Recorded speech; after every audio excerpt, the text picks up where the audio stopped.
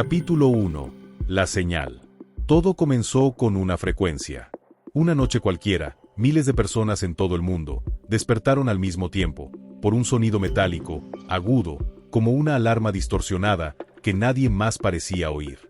Los médicos lo llamaron un síndrome auditivo psicosomático global. Pero los que lo oyeron sabían que era otra cosa. Algo estaba intentando comunicarse. En las siguientes semanas, satélites cayeron del cielo. Las comunicaciones globales comenzaron a fallar. Las aves migraban en direcciones opuestas. Los animales huían hacia el mar. Entonces llegó la primera desaparición masiva.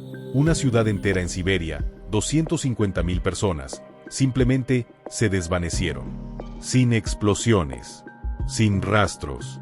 Solo quedó un cráter cubierto por neblina y un silencio absoluto. Las grabaciones mostraban una figura esquelética caminando entre las calles, como si registrara lo que quedaba antes de tragárselo todo. Los gobiernos callaron, pero la señal siguió transmitiéndose, en un lenguaje que nadie pudo descifrar. Todo comenzó con un zumbido. No era un sonido común. Era como si una chispa eléctrica viajara dentro del cráneo. Una noche cualquiera, en ciudades tan distintas como El Cairo, Tokio, Anchorage y Buenos Aires, miles de personas despertaron al mismo tiempo. El mismo minuto. La misma sensación, un pitido metálico que parecía venir del centro de la cabeza. Nadie más lo oía. Nadie más lo entendía. Se autodenominaron los oyentes. Compartían síntomas: insomnio, sueños con símbolos geométricos flotando en la oscuridad, la incapacidad de usar tecnología sin que ésta fallara. Y algo más, una voz. Débil. Incomprensible. Como si alguien hablara desde detrás de una pared demasiado gruesa. La comunidad científica lo desestimó. Pero algo cambió. Una estación meteorológica en el norte de Canadá captó una anomalía, una frecuencia ultrasónica constante que no provenía de la Tierra. Venía de dentro, desde el manto terrestre, y tenía un patrón, como un mensaje. Los satélites empezaron a caer poco después, uno a uno. Primero los obsoletos, luego los militares, luego los de comunicaciones. El cielo se llenó de estrellas muertas, girando sin control hasta convertirse en fuego. La atmósfera cambió de tono. Las aves comenzaron a migrar en direcciones contrarias. Las ballenas abandonaban los océanos y encallaban voluntariamente en las playas. Y entonces llegó la primera desaparición masiva. Siberia. Una ciudad minera de 250.000 habitantes.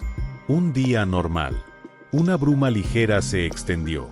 En menos de 10 minutos, silencio total. No hubo explosión. No hubo gritos.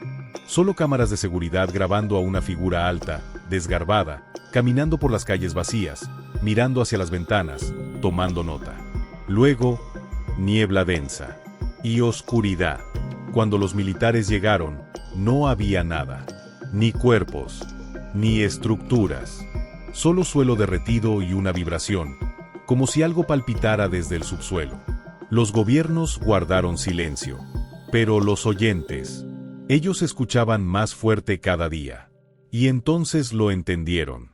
No era una interferencia. Era una advertencia. Capítulo 2. El ecosistema muerto. Las plantas dejaron de responder a la luz. Al principio fueron los musgos y helechos en el norte. Luego, los cultivos. Los árboles frutales. Las flores. Los campos verdes se tornaron grises, como si hubieran sido carbonizados desde dentro. Las cosechas comenzaron a fallar en cadena. Primero el trigo, luego el arroz. Los granos germinaban, pero se pudrían antes de florecer. Se hablaba de un cambio en la resonancia bioeléctrica de la Tierra, como si la vida ya no fuera compatible con el planeta. Las reservas de agua dulce colapsaron. En África, las lagunas se secaron en semanas. En Asia, los glaciares desaparecieron sin dejar rastro. El agua comenzó a tener sabor metálico. Algunas personas afirmaban que podía oírse llorar dentro de los grifos. Y las voces comenzaron. Primero en las radios antiguas. Luego en los árboles secos. Luego, dentro de los muros. Susurros en lenguas que nadie hablaba. O quizás sí, pero hace siglos. Había grabaciones. pruebas, archivos. Pero nadie quería escucharlos más de una vez, porque algo regresaba con quien los oía. Las personas empezaron a desaparecer por voluntad propia. Se levantaban de sus camas, se adentraban al bosque o al mar y no volvían. No quedaban rastros, excepto una marca. Un círculo perfecto grabado en el suelo donde habían estado por última vez. Los muertos, sin embargo, no se quedaban en sus tumbas. Primero eran rumores. Luego aparecieron las grabaciones. Cadáveres sin pupilas ni lengua, caminando hacia sus antiguas casas. Sentados en silencio, mirando hacia la puerta. Esperaban a algo o a alguien. Capítulo 3. El último día azul.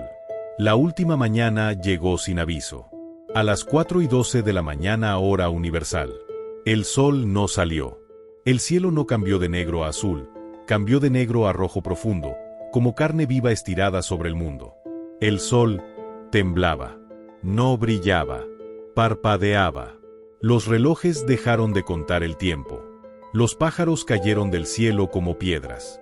Los satélites que aún orbitaban comenzaron a enviar datos caóticos, distorsión en la gravedad, fallas en la magnetosfera.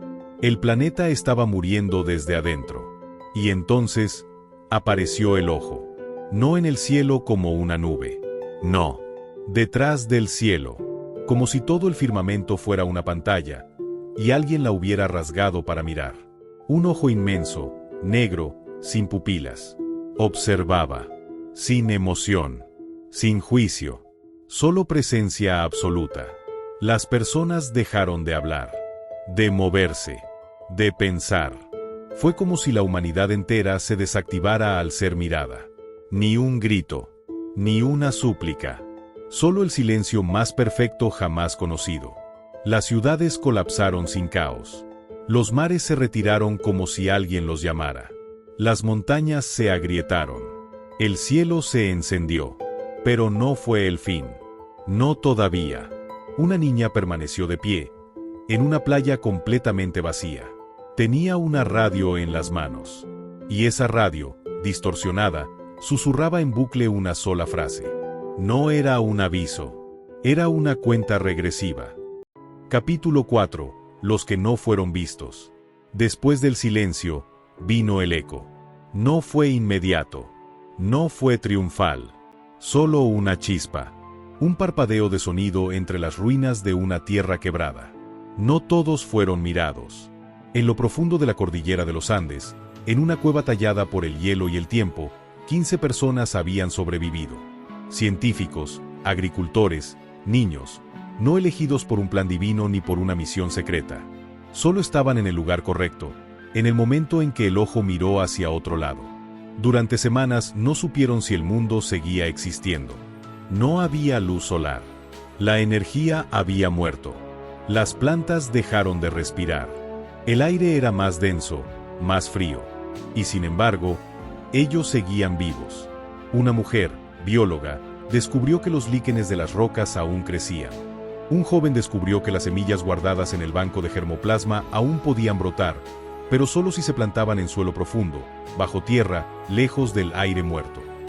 Los días ya no se medían por el sol. Lo medían por los latidos de la tierra. Porque la tierra seguía viva. Cambió, mutó, adaptó sus ciclos. Las estaciones ya no existían. El mar estaba quieto. Las nubes no llovían, pero condensaban agua al tocar el suelo. Los animales regresaban distintos, silenciosos, más grandes, más lentos, más inteligentes. Y con ellos, una nueva conciencia emergía del suelo, como si el planeta tuviera ahora una voz. Uno de los niños, el más joven, empezó a dibujar símbolos en las paredes de la cueva. No los había visto antes. No sabía qué significaban. Pero cada símbolo era idéntico a los patrones que antes habían aparecido en las transmisiones. Los sobrevivientes comenzaron a comprender que el fin no había sido una aniquilación, sino una limpieza. Un reinicio. La humanidad no había sido destruida. Había sido corregida.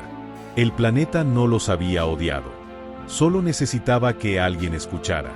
Y ahora, El planeta susurraba a través de ellos. Con el paso de los años, el grupo abandonó la cueva. Construyeron en lo alto, en las montañas, donde el cielo ya no era rojo, sino gris azulado. Sembraron usando técnicas antiguas, mezcladas con intuiciones nuevas. No usaban electricidad, no hacían ruido, y cada noche, bajo un cielo nuevo, colocaban una radio frente al fuego. La niña de la playa, la que escuchó la última transmisión, también estaba entre ellos. Ahora era adulta, y una vez al mes, la radio volvía a hablar. No con advertencias, no con alarmas, solo una frase, distinta cada vez. Una lección, un recordatorio. No se trata de reconstruir el mundo como era, sino de aprender a vivir con el mundo que vendrá. El silencio ya no era el enemigo, era el lenguaje del planeta, y los que no fueron vistos, eran ahora los que sabían escuchar.